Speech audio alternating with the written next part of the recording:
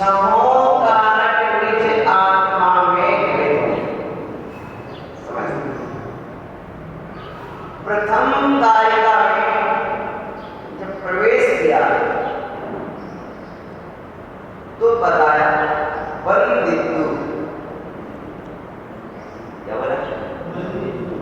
वंदना करके,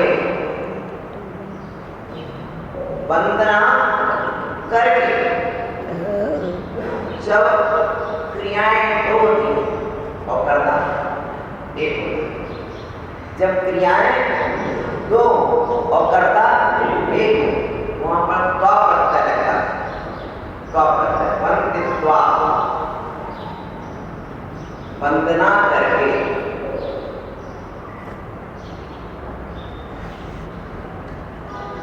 इनको वंदना करके सभ्य सिद्धि, जहां सभ्य शब्द है वहां व्यवहार, निश्चय में एक होता है और व्यवहार में सब होता है। जहां सभ्य है वहां व्यवहार, और जहां एक है वहां निश्चय। तो मंगलाचरण में वंदना की गई और वंदना व्यवहार नय का आश्रय लेकर वंदना करें। ध्यान देना, देखो वंदना का भाव जो जागा, जब भाव जागा तो हमें सिद्ध दिखाई देने लगे और सभ्य देने लगे, माने सर्वनाम अनंत दिखाई दे रहे। अनंत बहुवचन हो गया और बहुवचन में भेद हो गया, भेद होने से क्या हो गया? व्यवहार नहीं। तो व्यवहार में भी अपेक्षा एक स्तुति की गई। समय सारणी पहली कारिका में जो मंगलाचरण हुआ है वो व्यवहार ने का आश्रय लेकर गया है। एक व्यवहार ने क्या है, निश्चय ने क्या है, जब दो का आश्रय लेकर के कथन किया जाए वह व्यवहार है, और एक के आश्रय होकर कथन किया जाए वह निश्चय। जब अशुद्ध का आधार लेकर कथन किया जाए तो व्यवहार है, और जब शुद्ध का आधार लेकर कथन किया जाए तो निश्चय।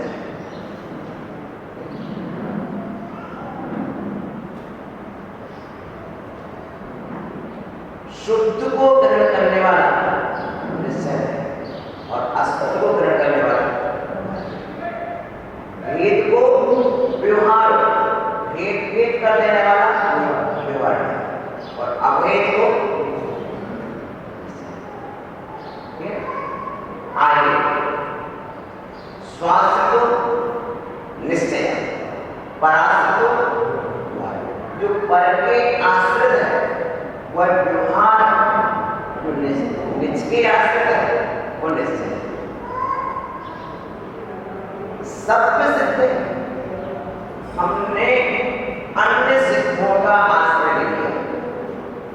कुंद भगवान को सब सिद्ध दिखने लगे, सिद्धालय के सिद्ध दिखने लगे, सिद्धालय के सिद्ध दिखने लगे कुंद भगवान, क्योंकि उन्हीं कुंद ने लिखा है संवत्सरार्थ वीरेश्वर तहेवा केड़ा अगरलवप्पा नाम सिद्धांत, इन 8 सिद्ध के होते हैं। फिर उन्होंने कहा तब सिद्धे, नए सिद्धे, संयम सिद्धे, चर सिद्धे, नानमी, दर्शनमी, सिद्धे से सामी, ऐसे सिद्धों को मैं से नमस्कार करता हूं। ये स्तुति व्यवहार स्तुति, कैसे स्तुति है? व्यवहार स्तुति। वंदितु सभ्य सिद्धे, जहां सभ्य साउंड आ गया वो व्यवहार हो गया। नमो सभ्य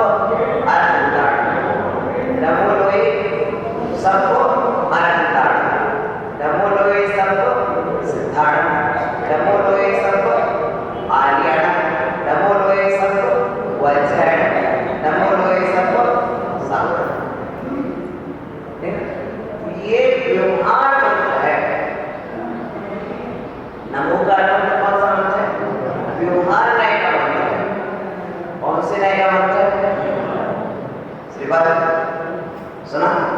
नमोकार महामंत्र कौन से नय का मंत्र है? कौन से नय का मंत्र है? व्यवहार नय का मंत्र है, क्योंकि परगुण नमस्कार किया गया ना, और भेद भी क्या क्या है। पहली बात तो 5 भेद आए उसमें, अनंत, सिद्ध, आचल, वाच्य, असंग। और उसी में भी ये तो अनंत तो जातिवाचक है, अनंत जातिवाचक है, समूहवाचक संज्ञा है, क्योंकि नमो लोए सब ये पद सब में जोड़ना है, सभी अनुभव नमो लोए सब सिद्धार्थ, नमो लोए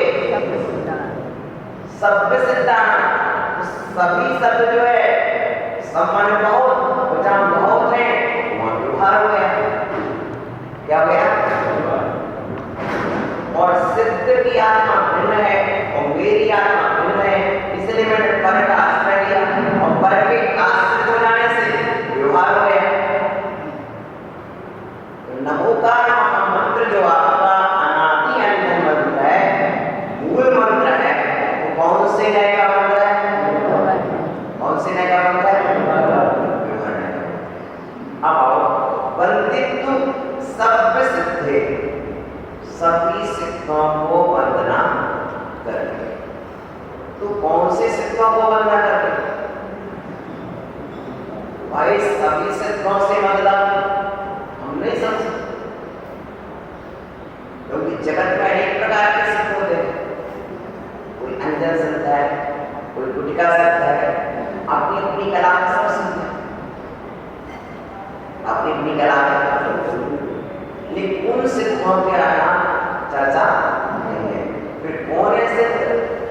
ध्रुव, आचल, अनुपम, गयम करते, जो ध्रुव शाश्वत, अचल निश्चल, अनुपम उपाधि, गति को प्राप्त है, गति को प्राप्त हुए हैं। उन सिद्धों को गति को प्राप्त हुए हैं, प्राप्त थे नहीं, थे नहीं, हैं, अनुपम गति को प्राप्त हैं, अनुपम गति पत्ते जिन्होंने अनुपम गति को प्राप्त किया है, जिनके समान कोई उपमा ध्रुव स्थिर है। तो क्या कूटस्थ है? कूटस्थ नहीं है, उनमें उत्पाद में जो पाया जा रहा, किंतु नित्य है, ध्रुव यानी नित्य है। अब सुधारे से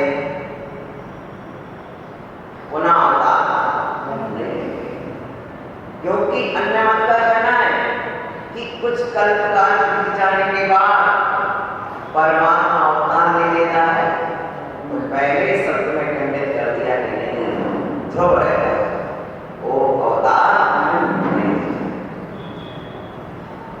जिस बीज को जला दिया गया वह बीज पुनः नहीं होता। उसी तरह संसार में उत्पत्ति का कारण कर्म था और कर्म के बीज को उन्होंने जला दिया है, इसलिए बिना कारण के कार्य होता नहीं, कारण के बिना कार्य होता नहीं, कारण होने पर कार्य हो, लेकिन पुष्ट कारण वही माना जाता है जिसके होने पर कार्य हो। तो प्रिय बंधुओं, संसार में आने का कारण क्या था? कर्म। तो जिसके कर्म से रहे वो संसार में बार-बार आए, और जिसने कर्मों को नाश किया है वो निर्माण वाला है, वो संसार में नहीं आए। स्पष्ट हो गया? अचल पर्वत की तरह अचल है, तीनों लोगों में कुछ भी हो जाए चलाना नहीं, अपने पास में पटाखे की आवाज आ जाए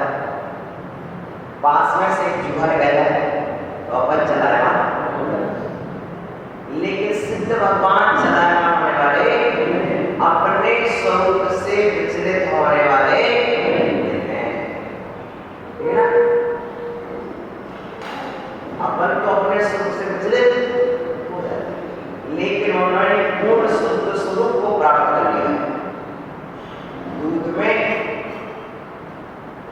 पानी डालो तो पतला हो जाता, नींबू डालो तो घट जाता, विचलित हो गया। जब दूध में पानी डाला तो पतला हो गया, दूध में नींबू डाला तो फट गया, विचलित हो गया। लेकिन जब वही दूध तपता घी बन जाता है, तो घी बनने के पश्चात पानी डालो, क्या होगा? क्या होगा? घी में पानी डालो, डाल दो 2 चम्मच, 100 ग्राम घी में 4 बाल्टी पानी डाल दो, क्या होगा? घी ऊपर रहेगा, पानी नीचे, घी ऊपर रहेगा, पानी क्यों? क्योंकि एक बार शुद्ध हो गया, अपने स्वरूप से चलायमान होने वाला हो गया। जब अशुद्धि होती है तो चलायमान होता है। राग, द्वेष और मोह मुझे अशुद्ध करते हैं, मैं अपने भावों से अशुद्ध होता हूं और अपने अशुद्ध भावों के कारण मैं विचलित होता हूं। भावों में चंचलता कब आती है? जब राग द्वेष होती है, राग द्वेष ना हो तो भावों में चंचलता, चित्त चंचल, बिना राग द्वेष के चित्त चंचल होता है। अनंत का चित्त चंचल नहीं होता, क्योंकि राग द्वेष अचल, अनुपम गति चारों नरक, दैत्य, मनुष्य और देव, इन चारों गति को त्याग करके जो उपमातीत गति है, ऐसी सिद्ध गति को जिन्होंने प्राप्त कर लिया, प्राप्तान ऐसी गति को प्राप्त, क्योंकि एक तो सिद्ध नहीं है, अनंत सिद्ध है, ऐसी सिद्ध गति को प्राप्त उन अनंत सिद्धों को, कितने सिद्धों को? अनंत सिद्धों को क्या करके? क्या करके? वंदना करके। देखो कुंद कुंद भगवान की वंदना है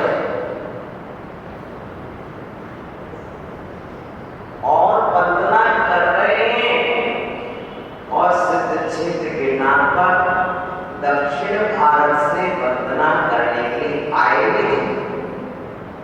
आपको मालूम है गिरनार पर कुंद कुंद आए, एक कथानक शास्त्र में मिलता है, यानी कुंद स्वामी कितने व्यवहार कुशल थे, संघ के साथ विहार करना भी जानते थे, बिना व्यवहार के विहार नहीं होता, बिना व्यवहार के विहार नहीं होता। तीर्थराज गिरनार पर्वत की यात्रा कुंद स्वामी ने संघ सहित की है, और संघ का संचालन व्यवहार में ही होता है।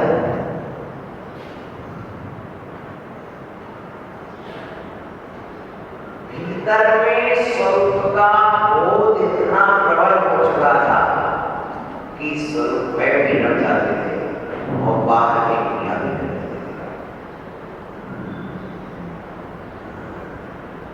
चक्रवर्ती भरत 60,000 वर्ष तक युद्ध करता था,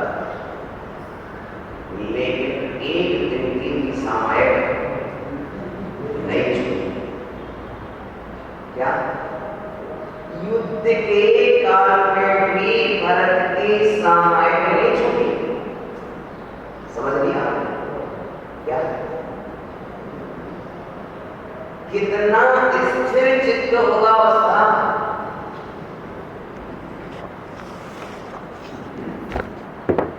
60,000 वर्ष तक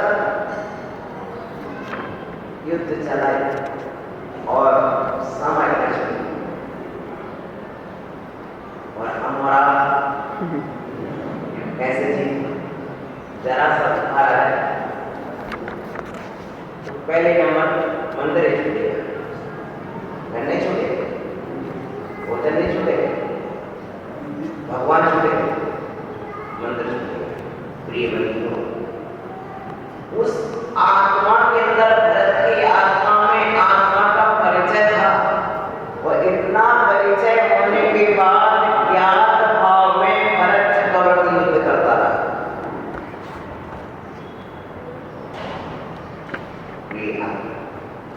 फिर भी उसे अपने स्वरूप का भान था, स्वरूप को विस्मृत नहीं किया, स्वरूप पर श्रद्धा अचल थी। वो जानता था कि मैं सचखंड को भी जीत लूं, जब तक मेरा अयोध्या में प्रवेश नहीं हो जाएगा तब तक मैं चक्रवर्ती नहीं कहलाऊंगा। उसी तरह से एक अंतरात्मा को ज्ञान होता है कि मैं जगत के कितने भी कार्य कर लूं, लेकिन जब तक मैं अपने भीतर नहीं आऊंगा तब तक मेरा साम्राज्य नहीं है।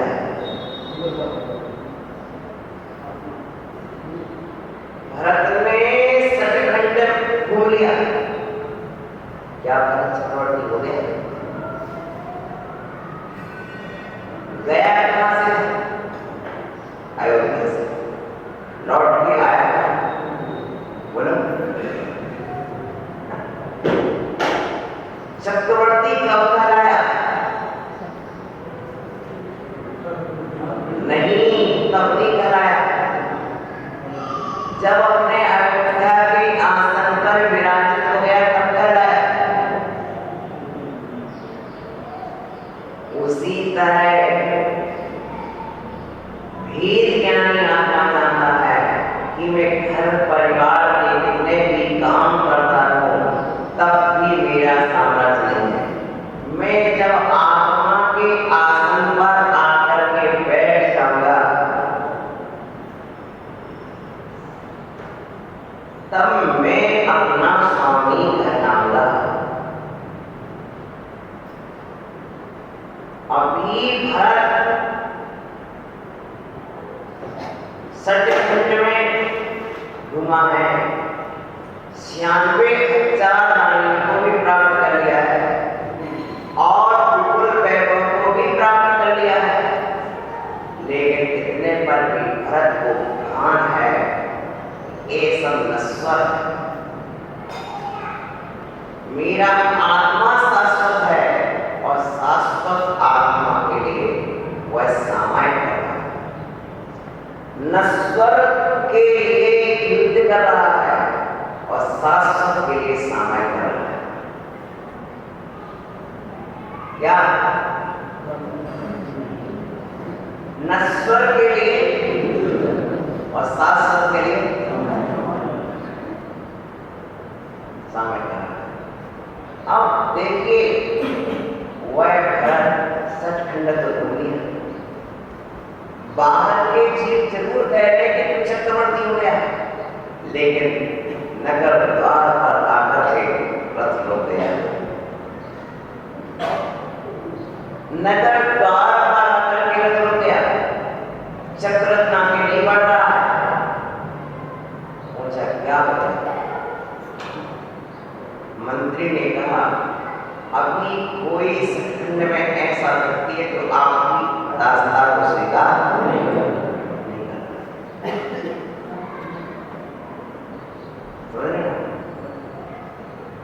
इसलिए तेरा चक्ररत्न नगर में प्रवेश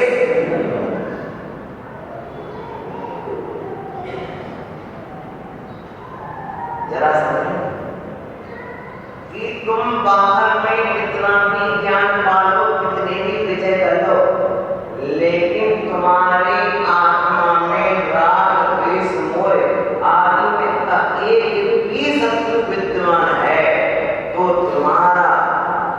ज्ञान चक्र स्वरूप में प्रवेश नहीं करेगा।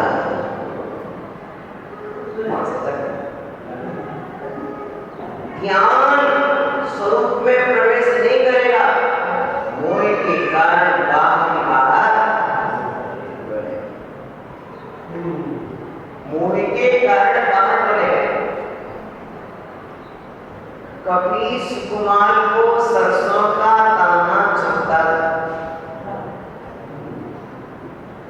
और वही सुकुमार को स्याही उठा रही है।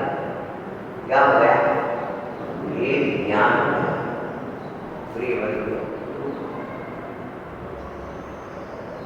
भरत तलवार में लगता था, जानता था जिस तरह से ज्ञान से तलवार जुड़ी है उसी तरह से शरीर से आत्मा।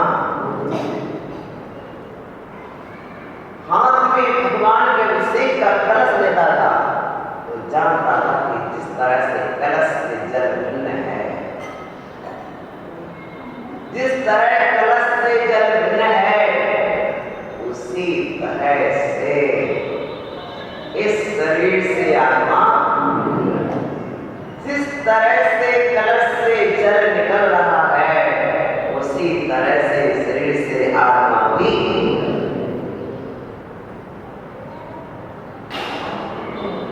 कलश में शुद्ध जल हो तो परमात्मा तक पहुंचता है और कलश में अशुद्ध जल हो तो नाली तक पहुंच जाता है।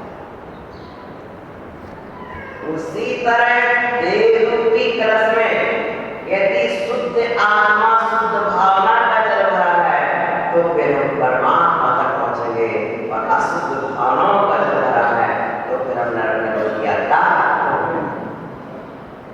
बंद। ये भरत बोध से भरा रहता है। भरत के जीवन में समस्या था।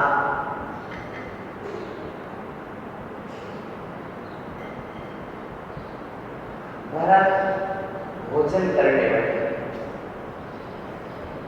रानी सुभद्रा खीर परोसी, लेकिन खीर कुछ गर्म थी और गर्म थी। अब गर्म खीर आ गई तो क्या करोगे? आप हो गए तो आप डांटना शुरू कर देते, लेकिन भरत ने सामयिक शुरू कर दिया।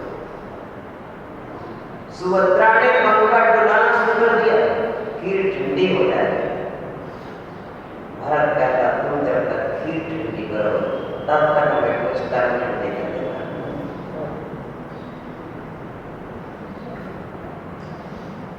वह समय करना शुरू कर दिया। एक वेद विज्ञानी का जीवन क्या होता है? वह हर परिस्थिति में अपने आप को कैसे शांत रखता है। आओ तो सभ्य सिद्धू पद से पूरा सिद्ध समूह है। आपने तत्व शब्द पढ़ा, तीर्थ, लिंग, चारित्र, प्रत्येक, बुद्ध, उदित, ज्ञान, अवगाहन, अंतर साधन। कितने तरह के सिद्ध हैं? कौन सी गति से सिद्ध है? उन सभी सिद्धों को नमस्कार करते हैं जो जो 8 गुणों से युक्त हैं। उन 8 गुण वाले चाहे वो किसी भी गति से सिद्ध हुए हो, किसी भी काल में सिद्ध हुए हो, किसी भी क्षेत्र में सिद्ध हुए हो, चाहे भरत क्षेत्र से सिद्ध हुए हो, चाहे ऐरावत से सिद्ध हुए हो, ढाई द्वीप में कहीं से भी सिद्ध हुए हो, कभी भी सिद्ध हुए हो, कितनी भी ऊंची अवगाहना से सिद्ध हुए हो, कितनी भी छोटी अवगाहना से सिद्ध हुए हो। भरत चक्रवर्ती 550 धनुष का होकर के 3.5 हाथ के जीव को नमस्कार कर रहा है। क्या क्या भरत चक्रवर्ती क्या कर रहा है? 500 धनुष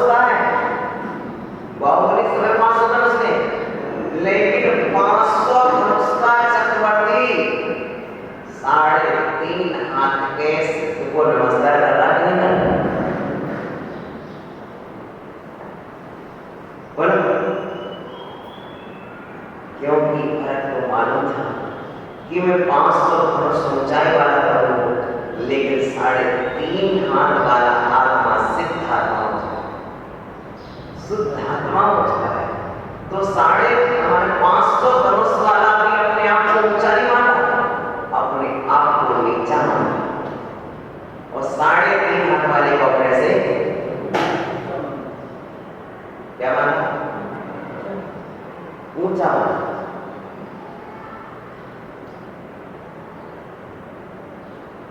देख लिया कि सिद्ध है।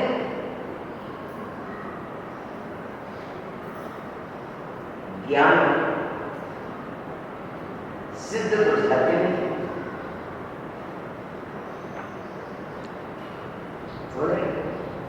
क्योंकि आत्मा रूपी है और अवध ज्ञान रूपी को जानता है, और परमात्मा मेरे ज्ञान में आने जाता है, क्योंकि 2 द्रव्य में 1 मिलकर हो नहीं जाती। इसलिए कितना भी बोला होगा, सिद्धालय के सिद्ध आपकी आत्मा में आने वाले। ये माता ने और भजन गाती, कभी वीर बन गए, अखीर बन गए, सरनाथ बन गए, कच्छु बन के नहीं आने वाले।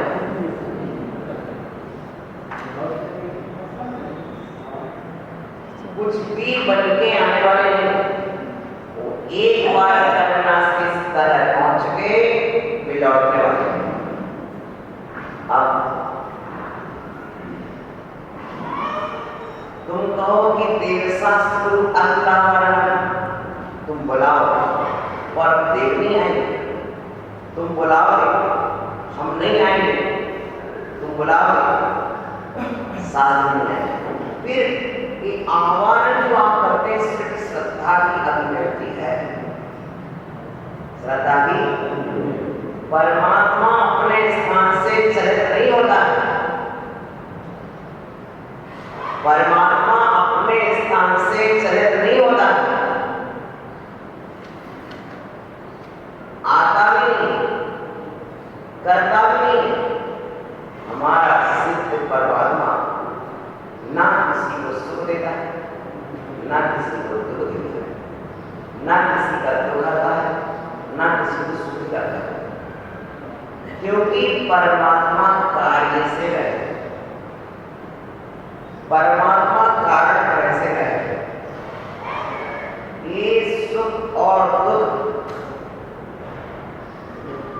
में कारण बनना हम लोगों का कार्य है, जघन्य लोगों का काम है।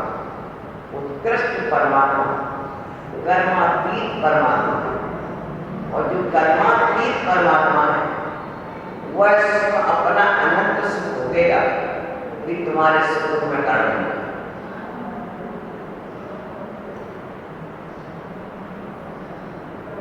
एग्जाम चल रहे हैं,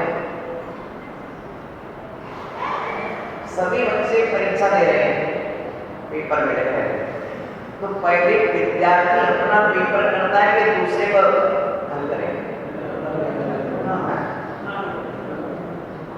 बोलो, यहाँ सुकुमार के राज खड़े हैं, यहाँ सुकुमार के पिता खड़े हैं, समझ रहे? एक प्रश्न आ गया कि सुकुमार मुनिराज खड़े हैं, उन्हीं के सामने उनके पिताजी खड़े हैं, तो पिताजी ने श्यामली से रक्षा क्यों नहीं की? तो मैंने कहा भाई देखो, जब पेपर दोनों का चल रहा हो,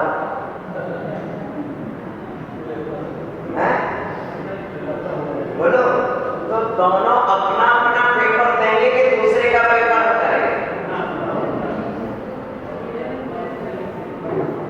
दोनों अपने अपने ध्यान में उत्कृष्ट लेते। यदि पुत्र सुकुमार को ये भान नहीं कि कौन रक्षा कर रहा, तो पिता को ये भान कहां से हो जाएगा कि पुत्र बाजू कर रहा है। 5 पांडव और उपसर्ग, 5 पांडव उपसर्ग, लेकिन 5 में एक भी पांडव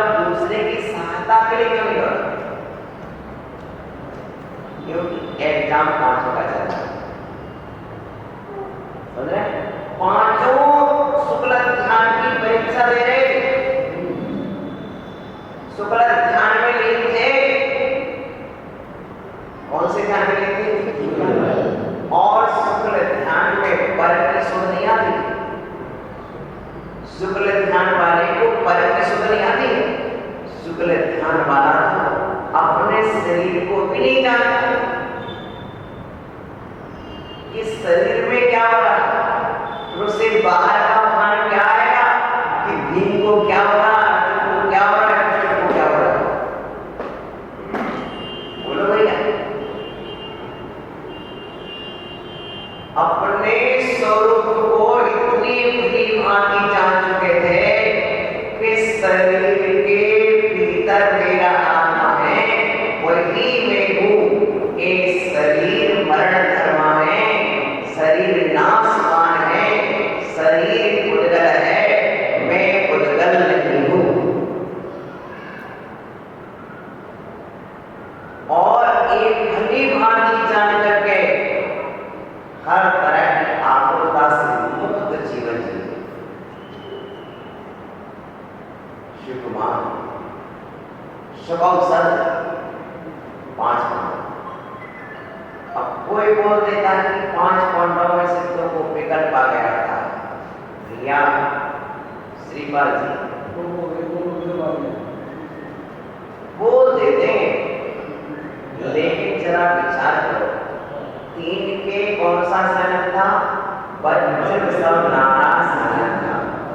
जिसके वज्र विषम नारा सनम होता वह मोक्ष तक, और जिसके उससे भिन्न सनम होता है वह सर्वार्थ सिद्धि जा पाता है। और सर्वार्थ सिद्धि की कौन जाता है? जो 11वें स्थान शुक्ल ध्यान जाता है। क्या उस शुक्ल ध्यान में क्रिया का विकल्प आएगा? बोलो, क्या 11वें स्थान के शुक्ल ध्यान में क्रिया का विकल्प आएगा? बोलो, नहीं आएगा। तो नकुल और सहदेव भी विकल्प से अतीत थे। तुम्हें क्या समझा भैया? इसलिए ये समय साथ उन्होंने जिया। समय साथ कुंद ने लिखा, ऐसी बात नहीं। कुंद के पहले अनंतानंद मुनिराज इस समय सार को लग चुके हैं। क्या हुआ? कुंद के पहले अनंतानंद मुनिगण इस समय सार को अपने स्वरूप में अनुभव कर चुके। और तो सुनो मजे की बात, फिर कोई कहता है समय साथ तो सोनगढ़ का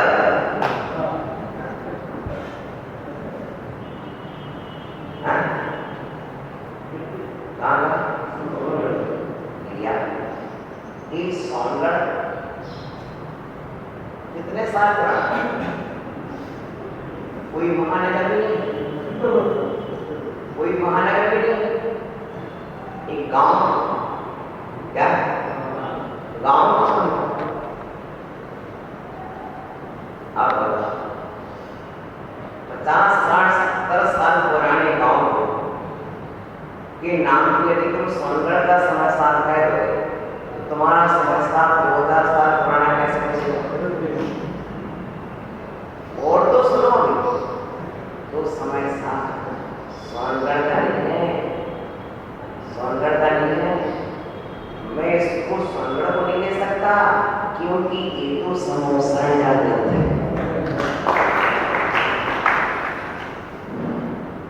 इसका ग्रंथ है समोसरण का ग्रंथ है। जो समोसरण में तीर्थंकरों के दिव्य ध्वनि से मिश्रित हुआ है।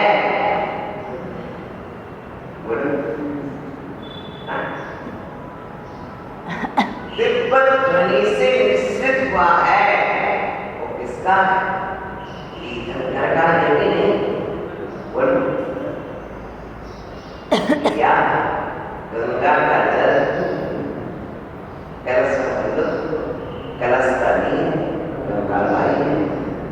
उसी तरह से कि कहीं से प्रकाशित हो जाए। आज आप कॉपीराइट लिख देते हो, लेकिन ये कॉपीराइट पूर्ण अधिकार आपका नहीं हो गया। समय सार पर तो उसका ही अधिकार है जो अपने शुद्ध स्वरूप को प्राप्त कर और करने प्रिय आत्मा। इसलिए देहांत ये समय सार अनादि आनंद है। क्या? फिर अमृत चंद्राचार्य से पूछा कि अमृत चंद्र तुम इसकी टीका क्यों लिख रहे हो? तो अमृत चंद्र लिखे अनादि मोह प्रमाण आए, मैं अपने मोह को नाश करने के लिए इस ग्रंथ का स्वाध्याय करा, टीका लिखा। किसका नाश करने के लिए? मोह का नाश करने के लिए। तो फिर प्रश्न कर दिया, जब तुम्हारी आत्मा शुद्ध स्वरूप है तो फिर मोह का नाश करने के लिए क्यों? तब बोलेगी अनादिकालीन कर्म मेल के कारण मेरी आत्मा मलिन।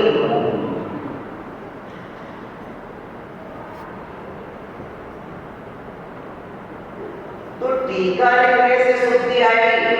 हाँ, क्योंकि कलम चलती है उसके पूर्व विचार चलते हैं। विचार आत्मा के ज्ञान की पर्याय है। जब आत्मा में निर्मल ज्ञान पर्याय का जन्म होगा तो शुद्ध विचार आ जाए और शुद्ध विचार को लिखा जाए। प्रिय बंधुओं, ऐसे निर्मल अध्यात्म विचारों से परिपुष्ट आत्मा का अनुभव करने वाले महायोगीश्वर स्वसंवेदी श्रवण कुंद कुंद भगवान के द्वारा ये समय साल लिखने के पहले उन्हें कौन याद आया? उन्हें कौन याद आया? जब भी आप कोई कार्य करते तो आपको कौन याद आता? अपना इष्ट याद आता। उनका लक्ष्य क्या है? सिद्ध स्वरूप को पाना। तो जो सिद्ध के उनको निर्यात कर लिया, सब सिद्धे वर्धित्वा, सभी सिद्धों को बदला करके सिद्ध हो गया लक्ष्य। और लक्षण क्या हुआ? ध्रुव, अचल, अनुपम गति को प्राप्त। ऐसे सिद्धों को नमस्कार करके क्या करना? केवली श्रुत केवली के द्वारा कहे गए, मैं अपने मन से नहीं कहता। क्या? श्रुत केवली हृदय, श्रुत केवली द्वारा कहे गए। क्यों? कुंद कुंद के पहले श्रुत केवली तो थे, तीर्थंकर तो केवली मोक्ष ले गए थे, लेकिन श्रुत केवली तो भद्रबाबू माचरी अंत में क्या था? आप देखिए कि ऐसे श्रुत केवली को नमस्कार करके वो स्वामी कहूंगा किसको? समय पावड़, समय माने आत्मा, पावड़ यानी बराबर, आत्मा की भेंट को मैं कहूंगा। पावड़ यानी होता शास्त्र, पावड़ यानी होता भेंट, आत्म शास्त्र। समय पावड़ का दूसरा नाम आत्म शास्त्र। कौन सा शास्त्र? आत्म शास्त्र अथवा आत्मा के भेंट। ये कुंद कुंद ने भेंट चढ़ाई है आत्मा के लिए। प्रियवतियों, ये आत्म सिद्धि का शास्त्र है, आत्म शुद्धि का शास्त्र है। ऐसा समय सारनामा शास्त्र लिखा हुआ है। इस शास्त्र में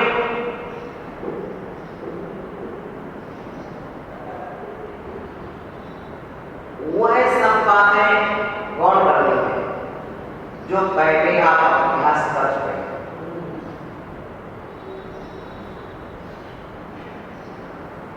एक गाथा में पूरे संसार की सब बातों को लेकर उन्होंने कह दिया कि देखो भैया, काम, भोग और बंध की कथाएं तो आपने अनादिकाल से सुनी है, परिचय में भी आई, वो अनुभव में भी आई, इसलिए वो तो सर्वत्र सुलभ है, और जो सर्वत्र सुलभ है वो मेरे द्वारा न मिलने वाला भैया। घाटोल में अपनी जैन समाज के बहुत सारे लोगों के पास सोने चांदी की दुकान, सोने चांदी की दुकान है बोले, तो जिसके पास सोने चांदी की दुकान है उसकी दुकान पर दाल चावल सब्जी बोला मिलता है क्या?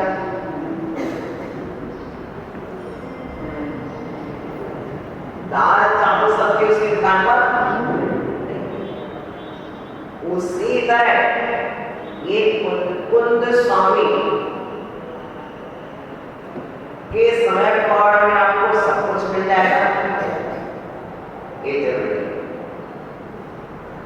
ये कोई बिग बाजार या मॉल नहीं है कि जहां पर सब कुछ मिल जाए। ये तो सिर्फ आपके स्वर्ण भंडार जैसा है कि जितना निकलेगा सोने सोने के ही आइटम मिलेगा इसमें। उसी तरह यहाँ पर जो भी मिलेगा सिर्फ आत्मा आत्मा आत्मा की बात ही मिलेगी और कुछ मिलने वाला प्रिय बंधुओं, अभी आप बाहर निकलोगे, जिस चाहे चौतरे पर भाजी की दुकान मिल जाएगी, सब्जी की दुकान, उसे कुछ सुरक्षा नहीं चाहिए, वहीं से बचते हैं। लेकिन सोने वाला व्यवस्थित बैठता है, व्यवस्थित समाता है। देखो, आप सब्जी की दुकान पर जाना कितना शुल्क लगेगा और सोने की दुकान पर जाना शुल्क लेंगे। आज ये सफल लगी तुम्हें दिख रही, लेकिन क्या इसमें कहीं सोलवल है? क्योंकि मालूम है कि जब सोना खरीदते हैं तो सोने के तौलने के तराजू में हवा भी नहीं लगना चाहिए। क्या सोना तौलते समय तराजू में हवा भी नहीं लगना चाहिए। इसलिए यदि आप और वस्तु तोलेंगे, ऐसी तौल के दिखाई जाएगी, बाहर लाके दिखाई जाएगी, और सस्ती तोलेंगे और बाहर बड़े कांटे तौल के दिखाई जाएगी। लेकिन जब सोना तोलेंगे तो कांच की पेटी रहेगी। क्या रहेगी? कांच की पेटी के भीतर तराजू रहता है। कहाँ रहता है? रास्ते समझ रहे ना? कांच की पेटी के भीतर तराजू रहता है। क्यों रहता है? क्योंकि यदि जरा भी पंखे की हवा यदि लग गई बाहर तो या तो सोना कम पहुंच जाएगा या आधे पहुंच जाएगा। कांच की पेटी के भीतर से तौलेंगे ताकि हवा भी ना लग जाए, तराजू की पलड़े। क्या? उसी तरह समय सार का अध्ययन तो सोने को तौलने जैसा है। कैसा? सोने को तौलने जैसा है। कैसा है?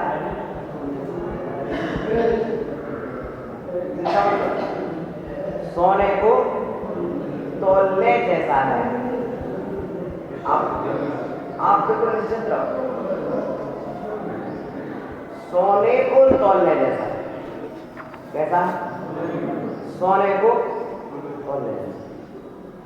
अब सोने को तौलते समय ग्राहक की नजर कहाँ रहती है और विक्रेता की नजर कहाँ रहती है? ग्राहक की ओर। दोनों की नजर कांटे पर है और सोना लेते समय सावधानी रखी जाती है कि ये सोना ले रहा हूं। ध्यान देना, हाँ आभूषण चाहिए हो तो हमारे यहाँ निःशुल्क आभूषण बनाए जाते हैं। हमारे यहाँ कारीगरी निःशुल्क की जाती है, समझ रहे? लेकिन सोने के बिस्कुट चाहिए तो कीमत ज्यादा। यदि आप आभूषण खरीदे सोने के तो आपको कुछ कंसेशन मिलेगा, लेकिन आप सोने के बिस्किट खरीदेंगे तो आपको कंसेशन क्यों? इस रस को भी समझो, क्योंकि आभूषण जब आप खरीदते तो आभूषण में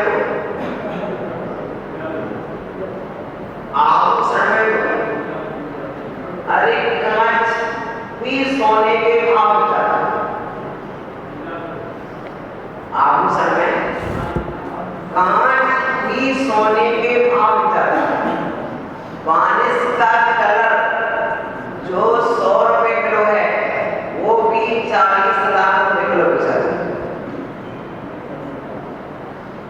समझ रहे हैं? समझ रहे हैं? बताओ क्या समझ?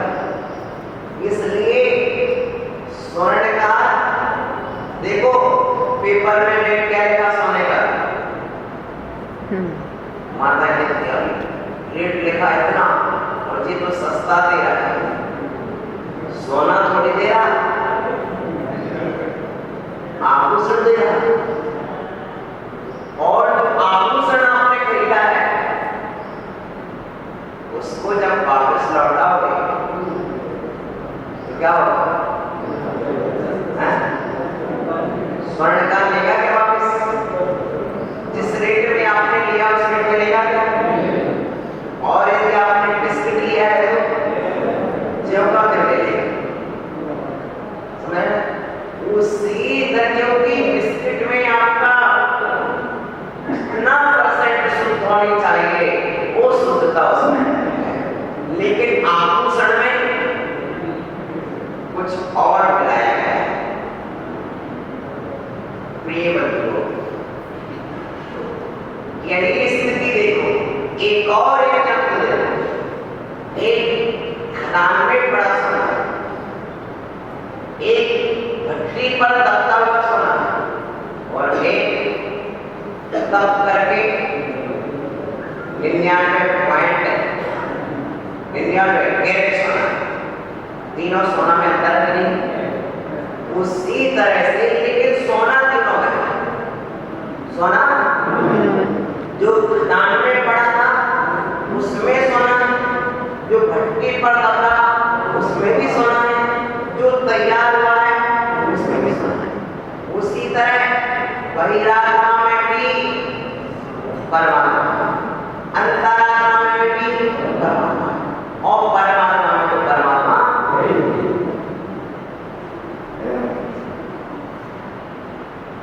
खदान में पड़े हुए सोने को जो देख लेता है वो खदान से उठा लेता है। एक शोरूम के सोने को खरीदा है और शोरूम वाला अपनी खदान, एक शोरूम से, आप शोरूम से खरीदना जानते हैं क्या? और शोरूम वाला खदान से निकलवा रहा है। आपको सामने के मुनिराज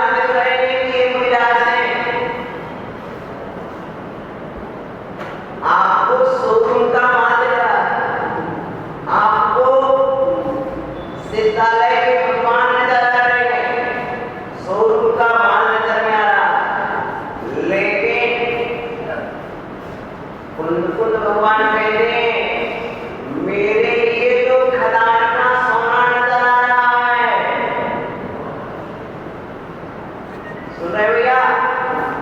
सुन रहे ना? और खदान के सोने को खरीदने में कम पैसा लगता है।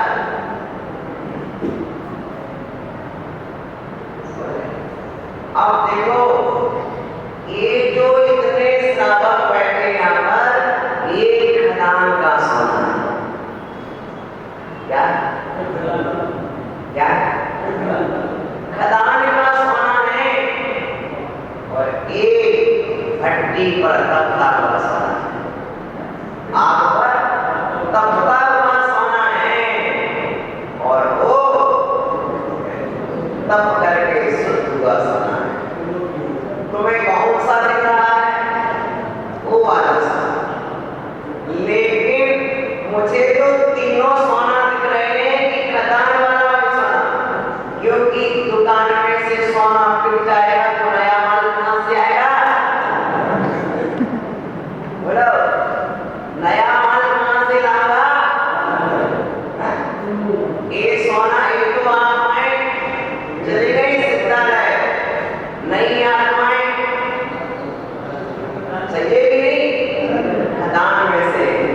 तो समय सार ये कहता है, एक खदान में पड़ी स्वर्ण राशि, हे प्याराओ, जिस तरह का सोना बिस्कुट में है, उसी तरह का सोना खदान में है। जिस तरह का सिद्ध स्वरूप सिद्धालय में है, उसी तरह का आत्मा तुम सबके भीतर भी है। क्या? अब बात ये है कि खदान में से सोना कौन निकाले? हमने देखा है कि गांव के लोग घर चलाते रहेंगे उसी खदान पर, मुरम भरते रहेंगे उस खदान की, लेकिन उस खदान का सोना नहीं निकाल पाते। समझ रहे हैं? तुम्हारे इसी शरीर में भगवान परमात्मा है। तुम हल चला रहे हो और क्या निकाल रहे हो? विषय कसाय तो निकाल रहे हो, लेकिन अपने परमात्मा रूपी सोना को प्रकट क्यों होता है?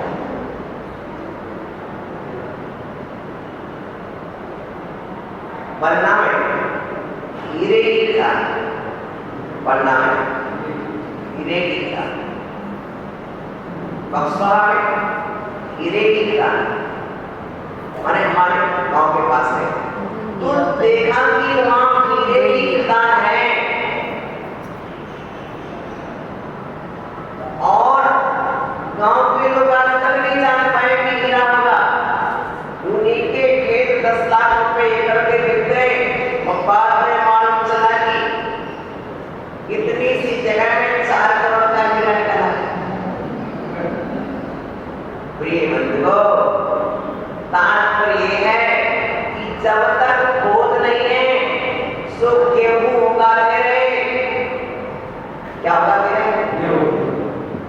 और जब मालूम चला कि भैया इसी खेत के नीचे हीरे की संभावना है, तो लोगों ने खेत बेचना बंद कर दिए। कंपनी वाले ऊपर से यंत्र लगाते हैं और जमीन के नीचे के हीरा को देख लेते हैं। हम ऐसे ठहरे कि हम अपनी आंख से खेत में हीरा देखना चाहते हैं, सो हमें हीरा दिखता नहीं है। लेकिन वो कंपनी वाले क्या करते हैं? उन मशीनी साधनों से जमीन के 400 मीटर नीचे, 400 फीट नीचे कहां हीरा पड़ा उसको खोज लेते हैं। प्रिय को उसी तरह हम चर्म चक्षुओं से देखना चाहते अपने भीतर के परमात्मा, तो कहां दिखने वाला परमात्मा? जो परमात्मा अनुभव की चक्षु से दिखता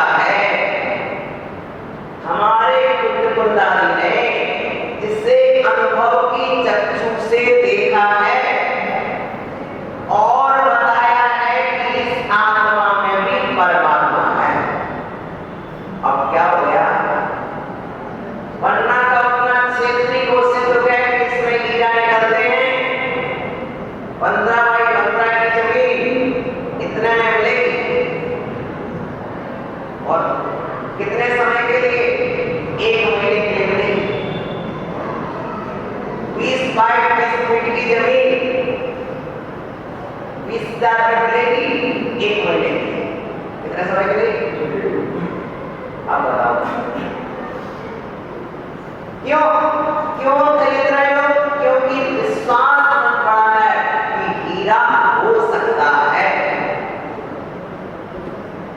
भैया वहां तो हो सकने की संभावना है, लेकिन तुम्हारे आत्मा में तो परमात्मा है, संभावना का नाम ही नहीं है। क्या संभावना नहीं है? तू ही परमात्मा है। सबके शुद्धाहु सुदृढ़या। अब तुझे पता पड़ जाए, जिस किसान को पता लग जाए, अरे भैया कि इस खेत में हीरा है, वो तो निकालेगा नहीं। और थोड़ी दूर देखो, श्रीपाल जी को लिखा हुआ मिल जाए कि जमीन के घर के इस कोने में इतना धन गड़ा हुआ है, तो श्रीपाल जी क्या करेंगे? समझ रहे ना? समझ रहे ना? राजस्थान में कुछ लोग ऐसे हैं जो धन कहीं काटते थे और उसकी वसीयत कहीं लिख के रखते थे। जहां धन काटते थे वहां एक पत्थर दूर काट दिया और एक पत्थर यहां काट दिया। अब धन को कैसे निकालेंगे? कदाचित यहां किसी का मरण भी हो गया तो बेटा को मालूम यहाँ का पत्थर लिखा मिलेगा, बेटा को पत्थर लिखा मिलेगा, धन नहीं मिलेगा। क्या मिलेगा? पत्थर पर लिखा है कि इस जमीन पर, इस गांव में, इस जमीन पर, इस मकान में, इस पेड़ के नीचे इतनी गहराई पर धन गड़ा हुआ है। समझ रहे ना? और वह पुत्र उस पत्थर पर लिखी हुई के पढ़ करके उस गांव में जाएगा, 4 लोगों के नाम बताएगा। क्यों? यहां से पढ़ के गया। और स्वयं उस धन को खोज निकालेगा। निकाल लिया कि नहीं? उसी तरह तुम्हें पिता के वचनों पर विश्वास था, सो तुमने वह धन दूसरे गांव में जाके निकाल लिया। अब बताओ, परमात्मा महावीर और कुंद के वचनों पर विश्वास हो तो अपने भीतर की आत्मा को निकालो। और नहीं हो विश्वास तो बने रहो निकालिए। बोलो, विश्वास हो तो प्रगटा लो परमात्मा, नहीं हो विश्वास तो बने रहो बस। प्रिय बंधुओं, ये तत्व रसायन